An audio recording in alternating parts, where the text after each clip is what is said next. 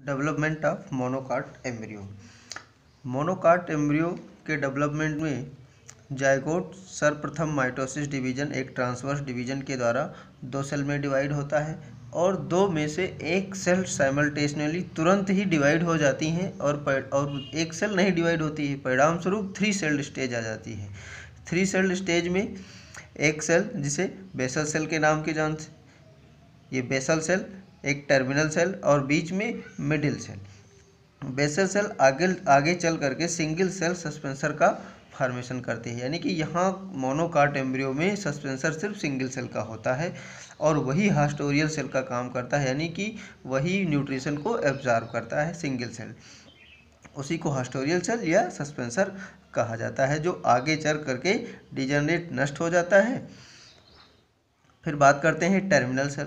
Terminal cell ये आगे चल करके सिंगल कॉटलीडन का फॉर्मेशन करता है। सिंगल कॉटलीडन, और हम जानते हैं मोनोकॉट के ग्रासेस में यानी घास में सिंगल कॉटलीडन को स्कूटेलम कहा जाता है। मिडिल सेल ये प्लूम्यूल, रेडिकल, एपिकोटाइल, हाइपोकोटाइल यानी कि रेस्ट ऑफ द एम्ब्रियो में जो कुछ भी रेस्ट चीज़ें आपको मिलती हैं वो सब फॉर्मेशन किसके द्वारा होता है? मिडिल सेल के द्वारा। अब यदि आप लास्ट ईयर आपने स्ट्रक्चर ऑफ मोनोकॉट एम्ब्रियो पढ़ा है तो उसका स्ट्रक्चर यदि याद करें तो एक एम्ब्रियोनल एक्सिस होती है और इसी एम्ब्रियोनल एक्सिस, ये टिप पोर्शन को आप कह देते हैं प्लूम्यूल, एक जनरल स्ट्रक्चर की हम बात करते हैं, और नीचे टिप के पोर्शन की हम बात कर लेते हैं रेडिकल।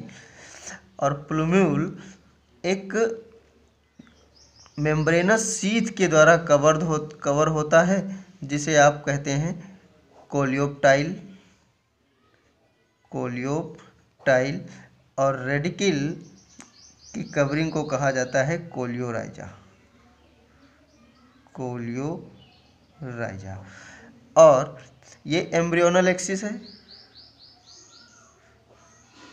एम्ब्रियोनल एक्सिस, और एम्ब्रियोनल एक्सिस में यहीं पर कॉटलीडनरी नोड यानी कि जहाँ से कॉटलीडन निकलता है उसे कॉटलीडनरी नोड कहा जाता है। नोड है, ये नोडल पोर्शन है और इसी नोडल पोर्शन से कॉटलीडन, और हमें पता है कि यहाँ पर सिंगल कॉटलीडन होता है, मोनोकॉट एम्ब्रियो है तो सिंगल कॉटलीडन यानी कि इस प्रकार से एक सिंगल कॉटलीडन बनता है, जो कि ये देखिए ये क्या हो जाएगा, सिंगल कॉटलीडन।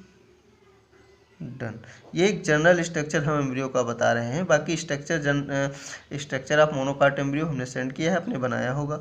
यानी कि कॉटलीडन सिंगल होगा और वो भी चूँकि नीचे की तरफ हमने इधर ज़्यादा, ऊपर की तरफ ज़्यादा की तरफ निकल जाता है तो इसीलिए कॉटलीडन को हम कहते हैं कि कॉटलीडन कैसा होता है? टर्मिनल पोजीशन होता है।